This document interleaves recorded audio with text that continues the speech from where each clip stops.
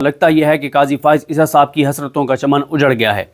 قاضی فائز عیسیٰ صاحب کے خواب برباد ہو گئے ہیں۔ قاضی فائز عیسیٰ جن کو ایکسٹینشن ملنی تھی، جنہوں نے ابھی سپریم کورٹ میں مسلط رہنا تھا، جنہوں نے نوکری پر برقرار رہنا تھا، جنہوں نے اس ملک کی مزید تباہی اور بربادی کرنی تھی، جنہوں نے شریف خاندان کو مزید نوازنا تھا، لگتا ہے کہ قاضی صاحب ہمت ہار بیٹھے ہیں۔ اور لگتا یہ بھی ہے کہ قاضی فائز عیسیٰ صاحب تک کل رات جاتی عمرہ میں ہونے والی ملاقات کا احوال پہنچ گیا، ڈیفینیٹلی پہنچ گیا ہوگا۔ قاضی صاحب کے مسلسل یہ ہمیں چیزیں نظر آتی ہیں کہ وہ شریف خاندان کے کچھ لوگوں سے وہ براہ راست یا ان کے کچھ قریبی لوگ وہ شریف خاندان سے براہ راست رابطے میں ہیں یا شریف خاندان کے قریبی لوگوں سے رابطے میں ہیں، اس لیے قاضی صاحب تک ہر بات پہنچتی رہتی ہے۔ کیونکہ آپ دیکھیں کہ جس دن پریکٹس اینڈ پروسیجر میں ترمیم آنی تھی کہ تیسرا جج جو ہے وہ چیف جسٹس کی مرضی کا ہوگا، تو اس دن سے ایک دن پہلے جمعرات کو شیڈولڈ میٹنگ جو تھی کمیٹی کی، اس میں قاضی صاحب نہیں بیٹھے تھے۔ قاضی صاحب نے گھر چلے گئے، غائب ہو گئے اور چھپ گئے کہیں پہ، وہ میٹنگ نہ ہو سکی۔ اگلے دن جمعے کو پھر وفاقی کابینہ نے اجلاس کیا اور انہوں نے آرڈیننس کی منظوری دی اور صدارتی آرڈیننس جاری ہوا، اور پھر پریکٹس اینڈ پروسیجر ایکٹ میں تبدیلی ہوئی، اور تبدیلی کی وجہ سے پھر امین الدین خان صاحب کو قاضی فائز صاحب نے اپنے یار کو بٹھا لیا اور منیب اختر صاحب کو اس کمیٹی سے باہر کر دیا۔ پھر جو کچھ ہوا وہ آپ جانتے ہیں۔ اب معاملہ یہ ہے کہ کل رات کو جاتی عمرہ میں میاں نواز شریف نے بیٹھک لگائی، میاں نواز شریف کے پاس گئے۔ اس سے پہلی ویڈیو میں تفصیل سے آپ کو بتا چکا ہوں، اور ہمارے دوست فہیم اختر ملک صاحب بھی اس حوالے سے بڑی اہم تفصیلات اپنے ولاگ میں شیئر کر چکے ہیں۔ وہ مجھ سے بھی زیادہ تفصیلات جو ہیں وہ فہیم اختر صاحب نے شیئر کی ہیں اپنے ولاگ میں۔ تو اب قاضی صاحب جو ہیں وہ آج ایک تو جو کورٹ روم میں ہمارے رپورٹر موجود تھے، میں موجود نہیں تھا، ہمارے جو کورٹ روم میں رپورٹر موجود تھے، 3 نے اب تک ولاگ کیا ہے، سہیل رشید صاحب نے، مریم نواز خان صاحبہ نے اور وسیم ملک صاحب نے، اور انہوں نے اس میں بتایا ہے خاص طور پہ وسیم ملک نے اور مریم نواز خان نے کہ قاضی صاحب آج بہت ڈسٹرب تھے۔ قاضی صاحب آج جو ہے ان کی باڈی لینگویج وہ نہیں تھی جو قاضی فائز عیسیٰ کی ہوا کرتی تھی، اور بلکہ آج پہلی مرتبہ قاضی فائز عیسیٰ صاحب نے اس بات کا اپنی زبان سے عندیہ دے دیا ہے کہ 25 کو وہ گھر جا رہے ہیں، کیونکہ کل رات کو بات نہیں بنی۔ میاں نواز شریف کوشش کرتے رہے مولانا فضل الرحمان کو منانے کی، میاں نواز شریف ابھی تک لگے ہوئے ہیں، ابھی تک کوششیں کر رہے ہیں کہ کسی طرح سے قاضی فائز عیسیٰ کو 3 سال اور بطور chief justice Pakistan supreme court میں مل جائیں، اور اگر یہاں پر نہیں مل سکتے تو پھر ان کو جو ہے وہ آئینی عدالت کا سربراہ مقرر کر کے اس ملک سے کھلواڑ کیا جائے، شریف خاندان کے حق میں چیزیں کروائی جائیں اور پاکستان کو تباہ اور برباد کیا جائے، پاکستان کی بنیادیں جو کھوکھلی کر دی گئی ہیں ان کو مزید کمزور کیا جائے۔ تو پتہ نہیں یہ کس کا ایجنڈا ہے قاضی کو، مطلب یہ صرف یہ پاکستان کے اندر کا معاملہ نہیں لگتا، مجھے تو یہ پاکستان سے باہر کا بھی معاملہ لگتا ہے کہ جو پاکستان کو مزید انتشار کا شکار کرنا چاہتے ہیں، یہاں پہ کیوس چاہتے ہیں، انارکی چاہتے ہیں، خانہ جنگی چاہتے ہیں، کمزور کرنا چاہتے ہیں، تباہ کرنا چاہتے ہیں، اور پاکستان پر حملہ کیے بغیر پاکستان کو اس خدا نخواستہ نہج پر پہنچانا چاہتے ہیں کہ پاکستان کے دشمن کو پاکستان پر حملے کی ضرورت ہی نہ پڑے، تو وہ قوتیں چاہیں گی کہ قاضی فائز عیسیٰ بطور چیف جسٹس پاکستان رہے یا آئینی عدالت کے سربراہ بنے اور مزید پاکستان کے اندر وہ چیزیں کرے جس سے پاکستان کے اندر جو رہی صحیح کسر ہے وہ بھی نکل جائے۔ تو لیکن بات نہیں بنی کل رات کو۔ جب بات نہیں بنی تو آج قاضی صاحب جو ہیں، آج بھی جو باڈی لینگویج بتائی جا رہی ہے اس کے مطابق یہی ہے کہ لگ یہی رہا تھا کہ وہ ساری رات نہیں سوئے۔ ظاہر ہے رات کوئی 12 بجے کے قریب جا کے مولانا صاحب کی جو ہے وہ پریس کانفرنس آئی، اور اس میں پھر ایک اور چیز آپ یہ دیکھیں جس کی نشاندہی سہیل رشید صاحب نے کی کہ میاں نواز شریف نہیں آئے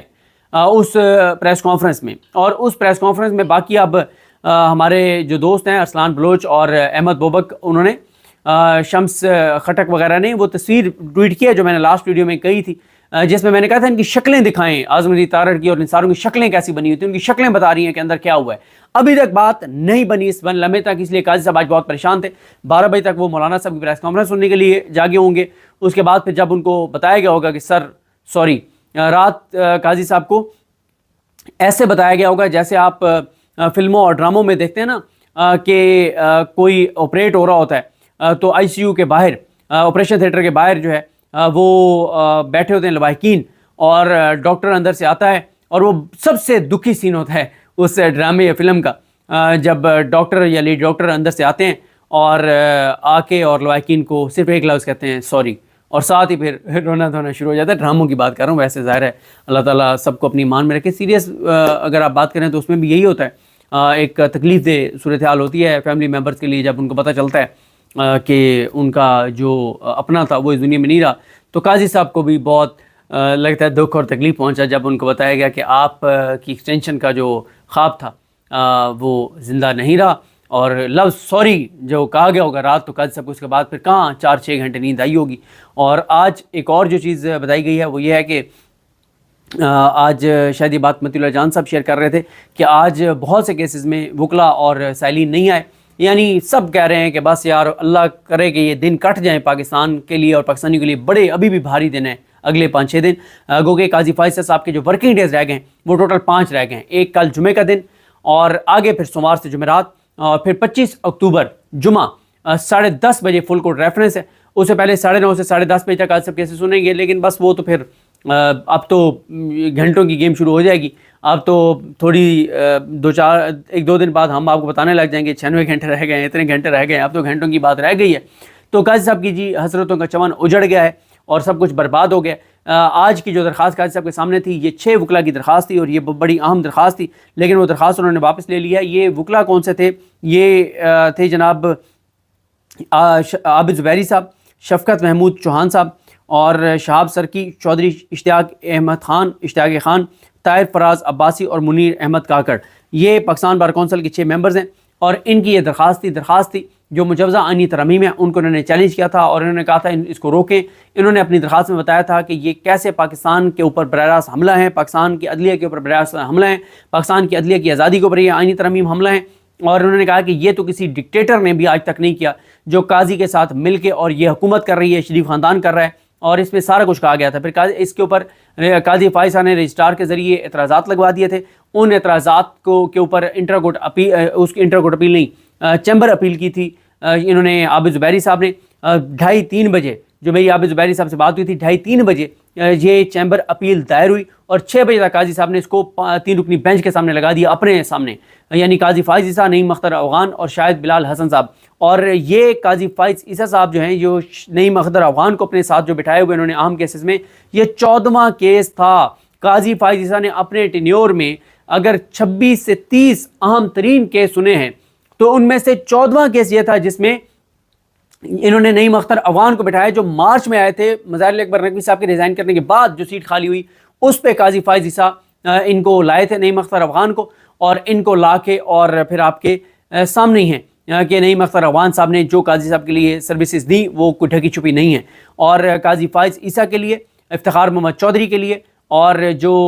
یہ نعیم اختر افغان کے لیے، جمال خان مندخیل کے لیے الفاظ جو استعمال کیے ہیں بلوچستان کے ایک بڑے وکیل علی احمد کرد، وہ آپ سن ہی چکے ہیں، انہوں نے جو ان کی شان بیان کی ہے ان 4 ججز کی جو بلوچستان سے آئے ہیں،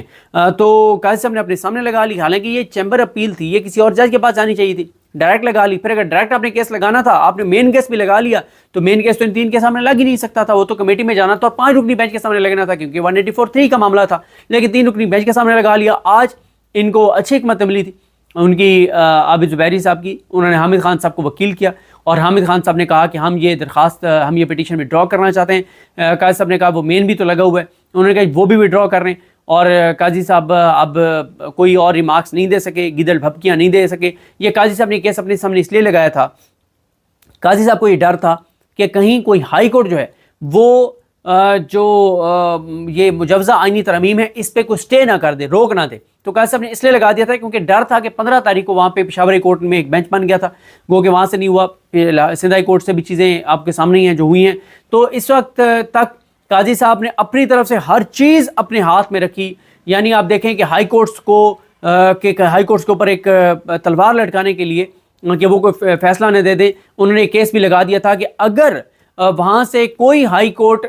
مجوزہ آئینی ترامیم کے اوپر کام روک دیتی ہے تو 17 کو میں اس آرڈر کو سسپینڈ کر دوں گا۔